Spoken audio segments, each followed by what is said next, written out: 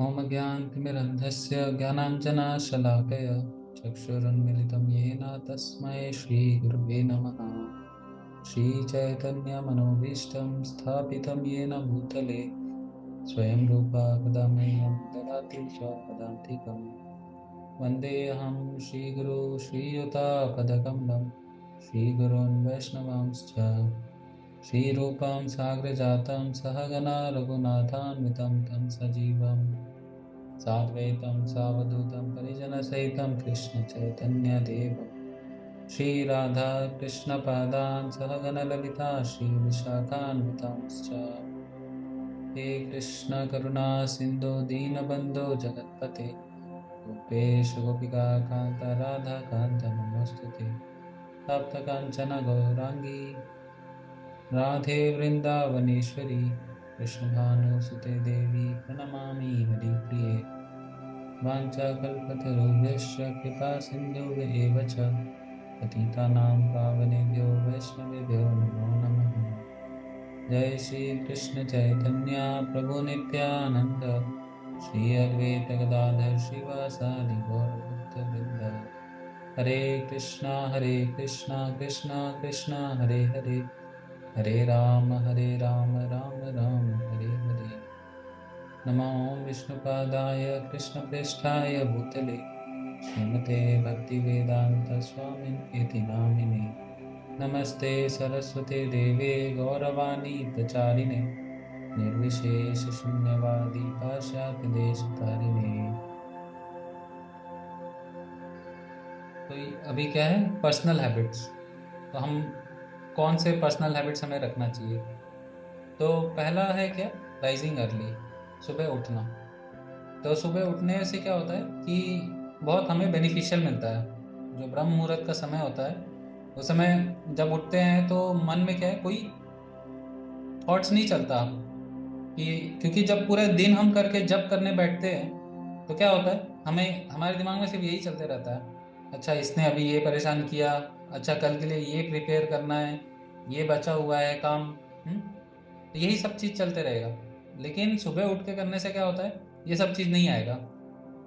अगर हम उसी दिन अपने काम को ख़त्म कर रहे हैं तो क्या है, उस दिन ये प्रॉब्लम नहीं आएगा सुबह उठने से। तो और शांत रहता है सुबह सुबह, क्योंकि सभी सोए रहते हैं।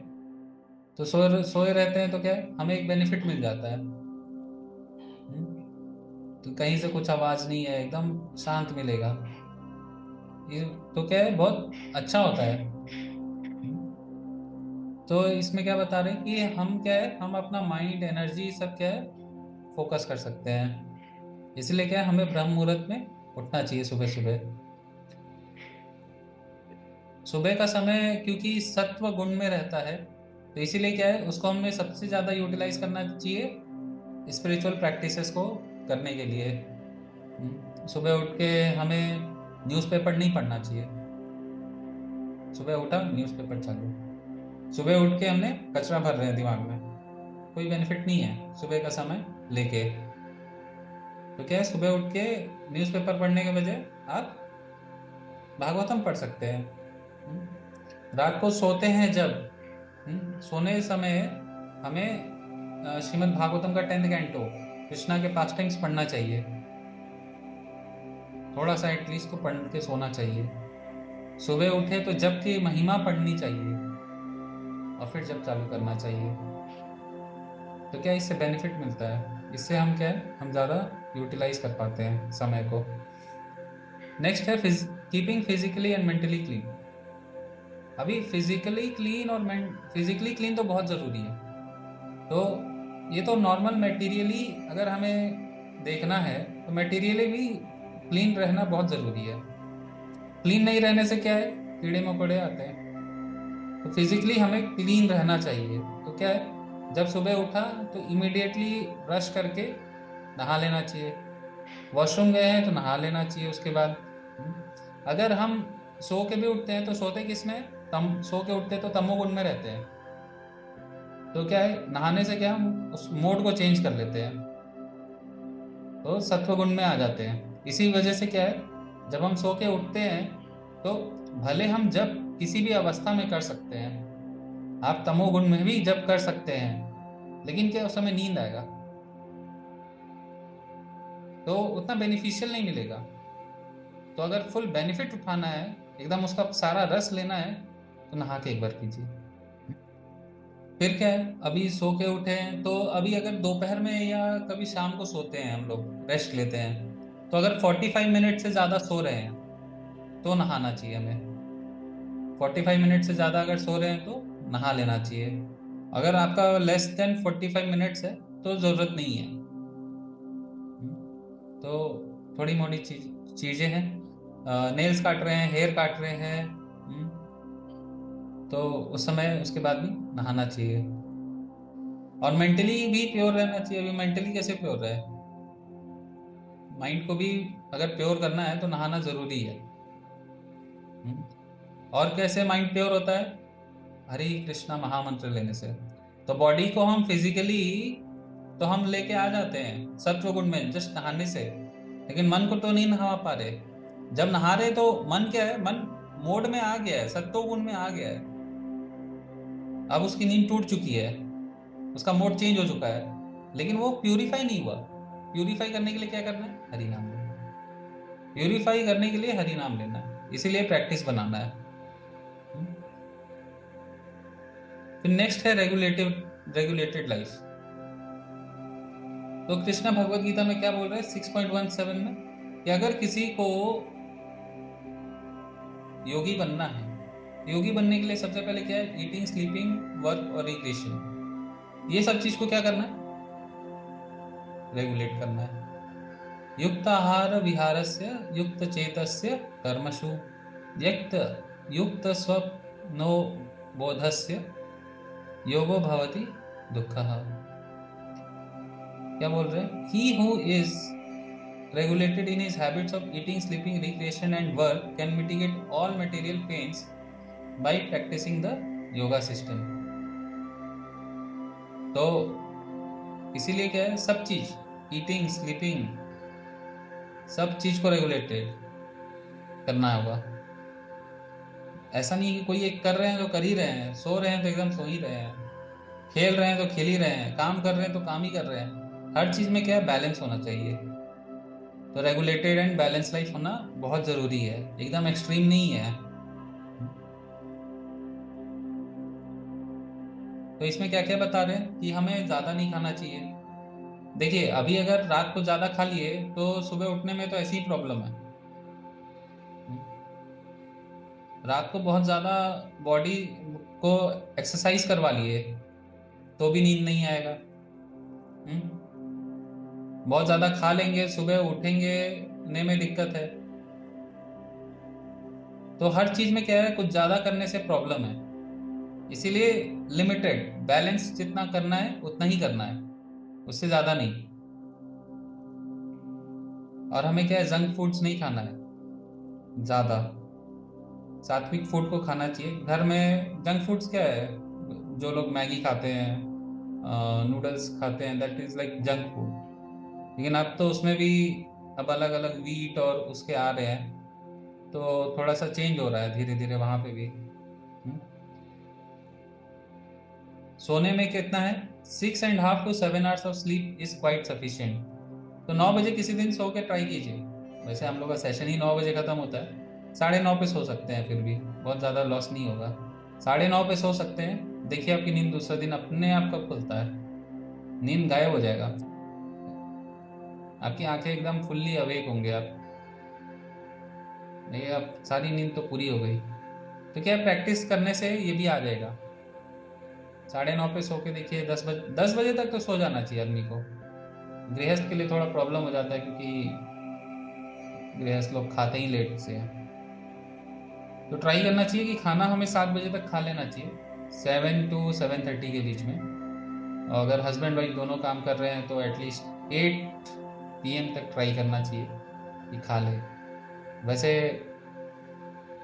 5:30 6 बजे के बाद तो नहीं खाना चाहिए खाना, सूर्य अस्त होने से के समय खा लेना चाहिए, उससे पहले, उसके बाद नहीं खाना चाहिए रात को। मिल्क आप ले सकते हैं। तो ऐसे करना पड़ता है। तो जितना रेगुलेट हो सकता है एटलीस्ट उतना रेगुलेट तो करना चाहिए। हमारे काम भी रेगुलेटेड होना चाहिए। हमारा गोल ऑफ लाइफ क्या है? करोड़ों रुपए कमाना है। लॉन्ग टर्म गोल हो सकता है, इतना कमा के वैसे कोई बेनिफिट है नहीं। लेकिन goal of life is not one's business, office, domestic course और एकेडमिक स्टडीज। ये हमारा गोल नहीं है। हमारा गोल है कि हम स्पिरिचुअली आगे बढ़े। Therefore, one should manage one time in such a way that one has enough time and energy left for spiritual activities. मतलब 8 घंटे में से आप 6 घंटे सो, 2 घंटा अपने पर्सनल बॉडी को दो। खाने में, ब्रश किया, नहाया, ये सब चीज़ों के लिए 2 घंटे दो। 8 घंटे, 8 से 9 घंटे आप अपने ऑफिस को दे सकते हैं। 9 आवर्स का वर्किंग होता है। एक एक घंटा तो आने जाने में लग जाता है अगर कोई दूर जा रहता है तो। अराउंड 10 to 11 आवर्स हो सकता है। उसके बाद का जो टाइम होता है हमें स्पिरिचुअल एक्टिविटीज़ में लगाना चाहिए। उसमें क्या क्या आ गया? 16 माला का जप करना हो गया, 2.5 आवर्स उसमें हो गए। हाफ एन आवर का रीडिंग हेयरिंग कर लेना चाहिए एटलीस्ट एवरी डे। और सेशंस तो होते ही हैं 30 मिनट्स के, वो आप लोग अटेंड कर ही रहे हैं, तो 30 मिनट्स का वो हो गया। तो ऐसे ही 4 घंटे तो ऐसे ही हो गए, 3.5 से 4 घंटे तो ऐसे ही हो गए। उसके बाद अगर कोई सेवा मिल रहा है तो 10-15 मिनट सेवा में निकल लीजिए। आप लोग को सेवा है ना, सेवा मिला है आप लोग को कि आपको अपना जपा कार्ड फिल करना है। ये आपका हर दिन का 5 मिनट का सेवा है। कितने लोग करते हैं? तो जपा कार्ड फिल करना चाहिए, जपा कार्ड या साधना कार्ड, साधना कार्ड फिल करना चाहिए ना। फिर उसके बाद तो ऐसे टाइम को मैनेज करना चाहिए, और थोड़ा पर्सनल ग्रोथ के लिए भी टाइम चाहिए, तो 2-3 घंटा आप उसमें से निकाल लीजिए। तो 24 आवर्स का यूटिलाइजेशन हो गया। तो हमारे जो स्पिरिचुअल नीड्स है वो फर्स्ट प्रायोरिटी होना चाहिए। इसीलिए स्पिरिचुअल वर्क को अगर हम 4:30 से 8 बजे तक अगर हम कर ले, तो अब दिन भर आपके पास समय ही समय है। फिर आपको लगेगा क्या करूं मैं।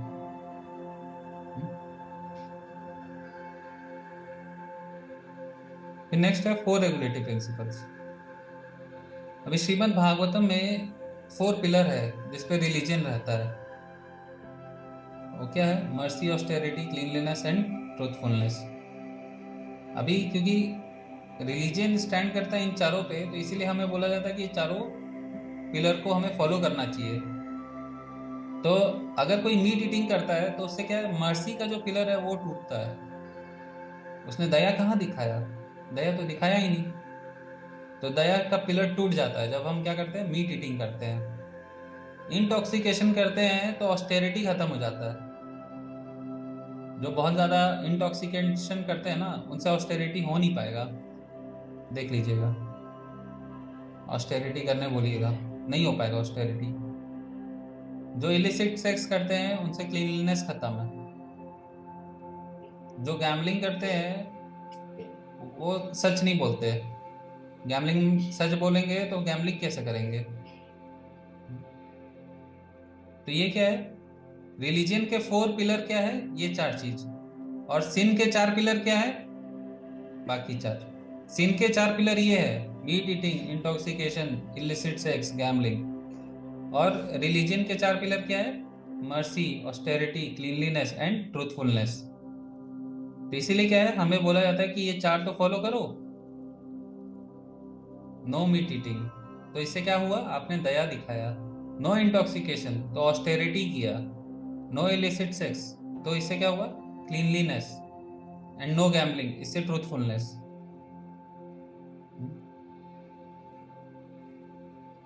Even in married life illicit sex क्या होता है? आज के समय में लोगों को लगता है, एक मूवी आया था, पीके करके कोई मूवी था। उसमें जो हीरो रहता है वो बोलता है कि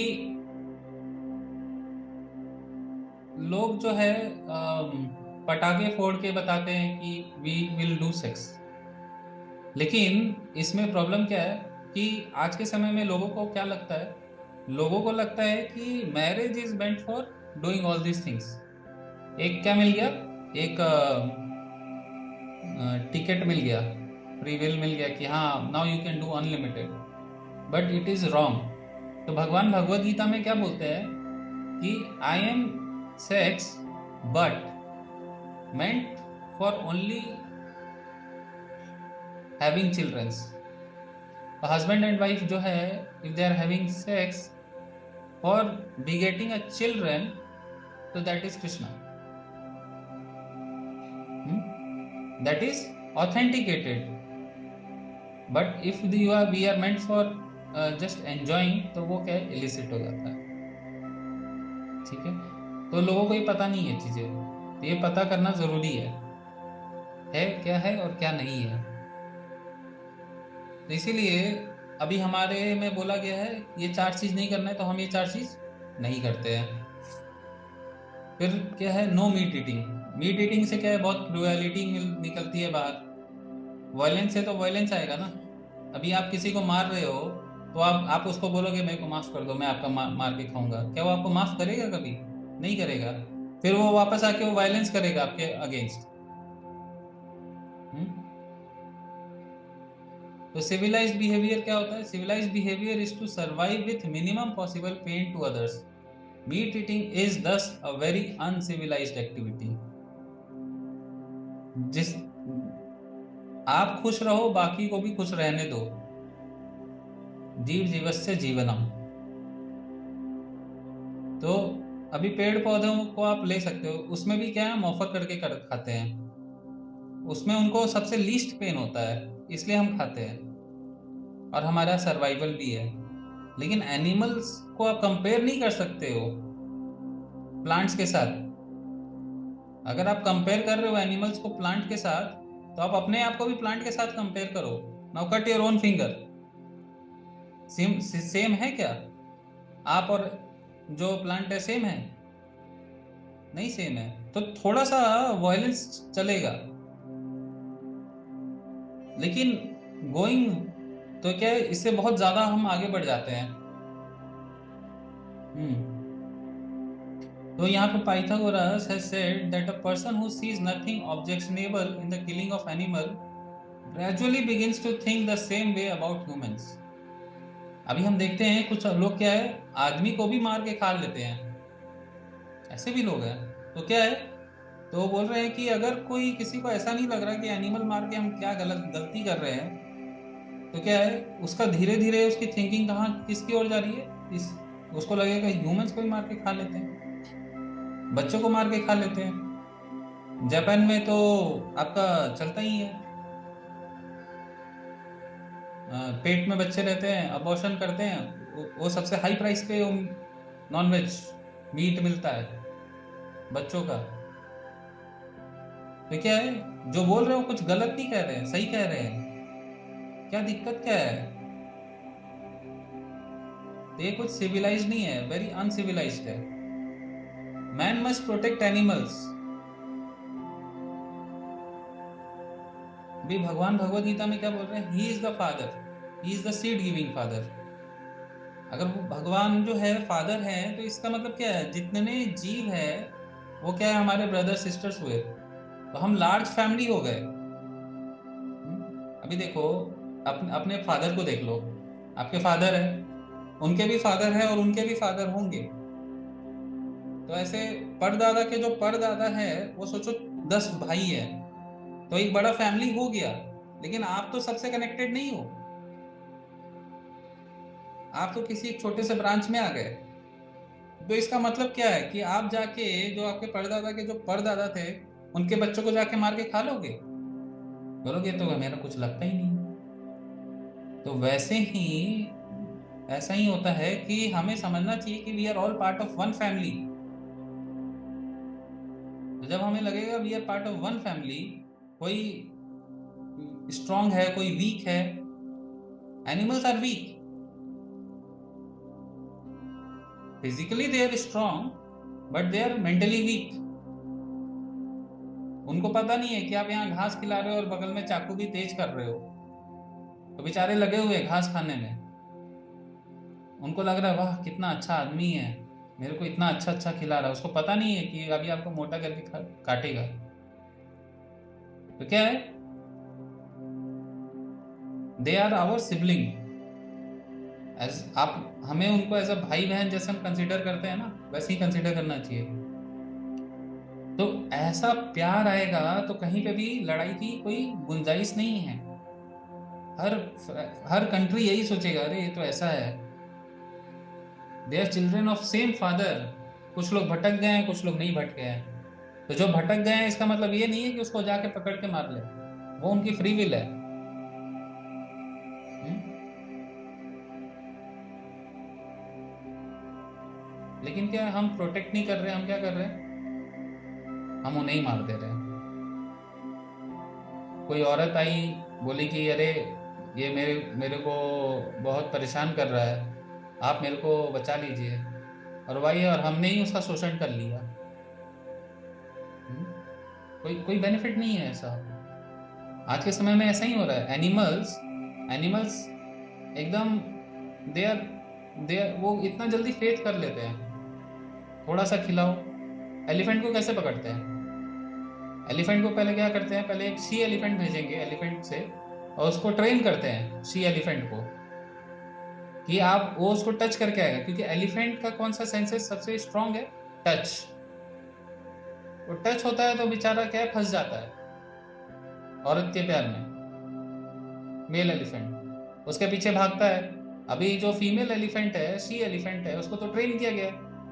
उसको ट्रेन किया है ऐसे बच के भाग के आ जाने साइड से। अब वो दौड़ते दौड़ते सीधा आता है नीचे, गड्ढे में गिर जाता है।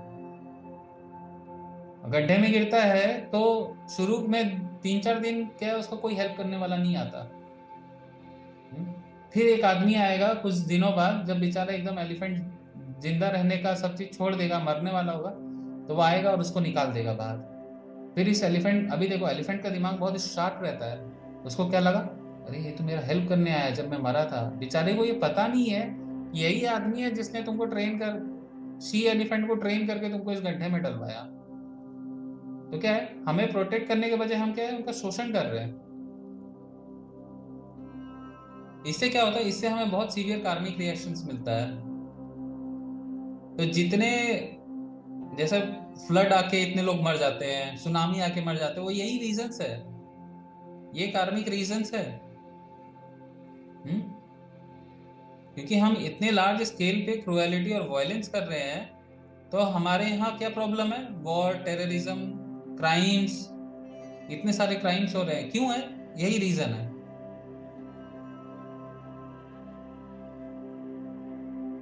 और इसमें से सबसे बड़ा क्राइम क्या है? Killing of cow. काउ हमारी मदर है, हम उनका मिल्क पीते हैं, तो क्या वो हमारी मदर है, और हम उनको मार रहे हैं। तो सोचो, माँ को मारने का सीन कितना बड़ा। हम्म? तो मनु संहिता में किस किस को सीन मिलता है? देखिए बोला गया है, जिसने परमिशन दिया मारने का, सबसे पहले वो इंक्लूड होता है सीन में। सीन के भागीदारी कौन कौन बन रहे हैं? जिसने आज्ञा दी, हाँ आप कर सकते हो, मार सकते हो। जिसने मारा, कसाई। जो हेल्प किया, मतलब लेके आया या बेचा या कुछ भी किया, ये हेल्पर। फिर है परचेजर, कोई तो परचेज करने आएगा, हो सकता है वो आपके घर का नौकर ही हो, परचेजर। फिर जिसने कुक किया, किसी किसी घर में कुक अलग होते हैं, तो किसी ने कुक किया, मीट को साफ किया। जितने भी एक्टिविटीज हैं, और लास्ट में जिस जिस लोगों ने खाया।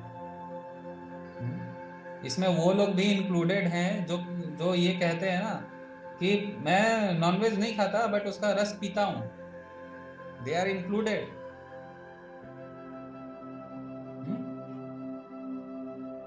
मीट क्या है? मीट है, इज अ डेड बॉडी।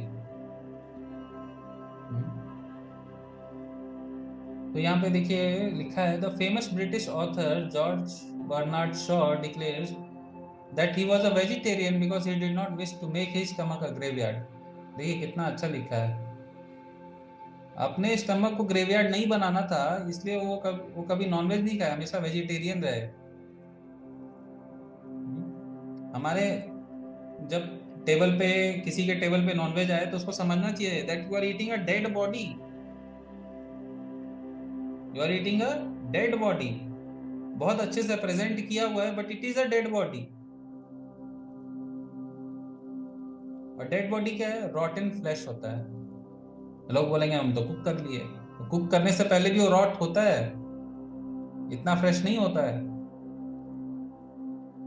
उस पे आप स्पाइसेस रिफ्रिजरेट कर रहे हैं, सारी चीजें डाल रहे हैं, तो क्या है, ये सब होता है।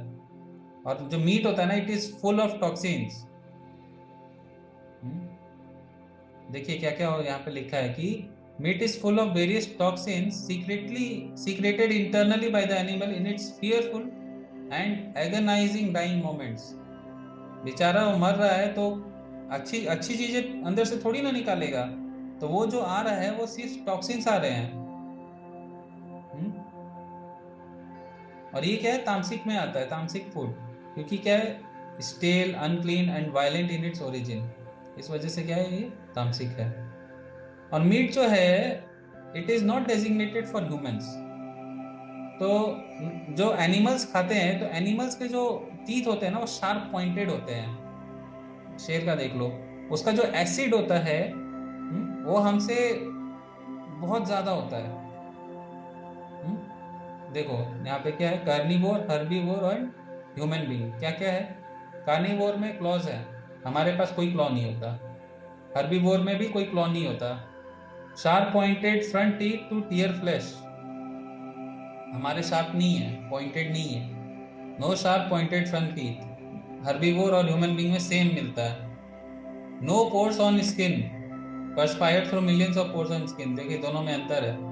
जो नॉनवेज खाता है वो जीवा से अपने आप बॉडी को कूल करता है, लेकिन हम क्या है, हम अपना बॉडी जब हमारा परस्पायर करता है, पसीना निकलता है, तो क्या हम कूल करते हैं।